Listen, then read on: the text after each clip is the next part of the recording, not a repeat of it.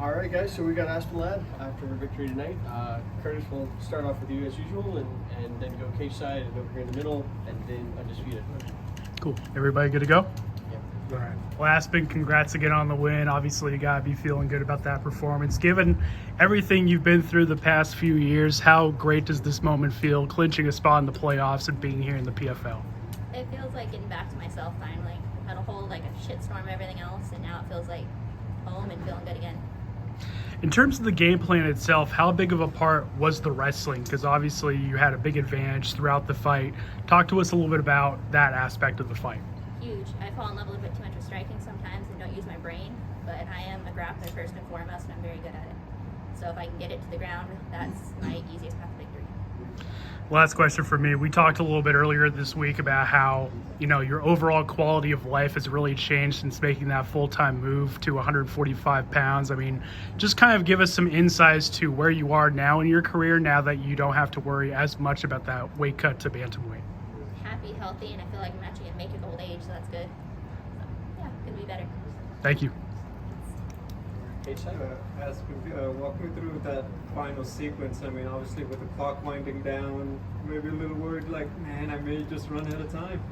I should have gone for it sooner, but as I said, I've gotten so used to like ground and pound since turning pro, and it's a little bit different without the elbows and everything else, but you never want to give up top position, and that's what I had, so I hesitated on going for the armbar even though it was there before I took it. I should have just went for it sooner. Now, the featherweight division is going to be very fun in the playoffs. I mean, when you look at it and you think about, hey, maybe run it back with Elena, obviously the leaders, Larissa and Amber at the top right now. I mean, do you get excited thinking about that? Is it all business? What goes through your mind? Super excited.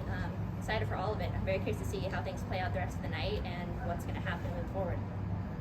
And then finally, just when you think about, big picture of first year in PFL so far, obviously you guys have, kind of like the soft launch late last year. I mean, how do you feel that it's played out so far now that you're officially into the second half of the season kind of deal?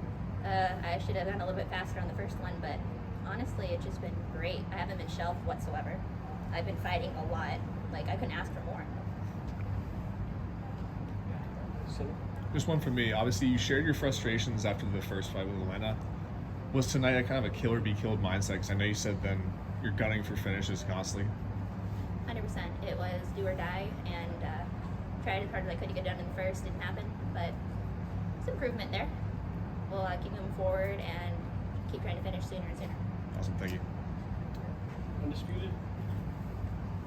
Hey, Aspen, how you doing? Hi. Coach Tim Brood with Undisputed World of MMA. In that exchange before you got that armbar at the last split second, how strong did your opponent feel before you were finally able to break that grip and finally like really lock it in when you bellied down? When she started resisting, I knew I had it. It was just if I had enough time to finish it.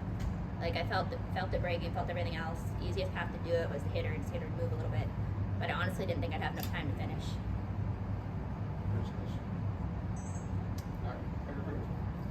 Congratulations on the win. Thank you. What has the opportunity to join the PFL meant to you? It's meant the ability to actually be happy and enjoy what I'm doing. Like, this is my job, it's what I do for a living.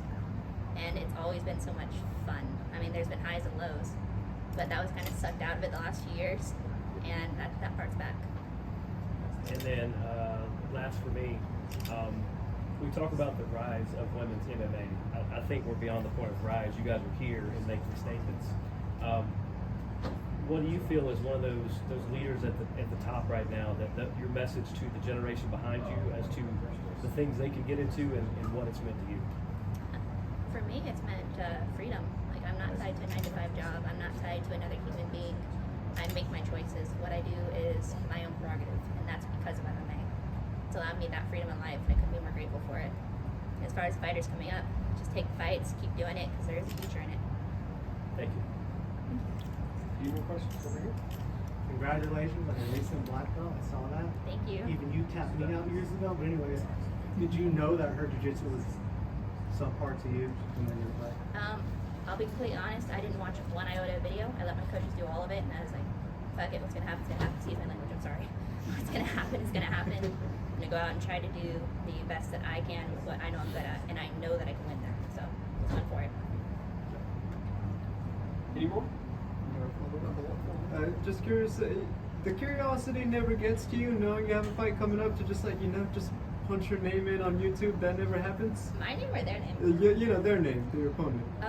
Usually I'll watch a little bit of video, but honestly I've hyperfixated too much on what they're good at in the past, and I was like, nah, I'm just gonna let it go and get in there.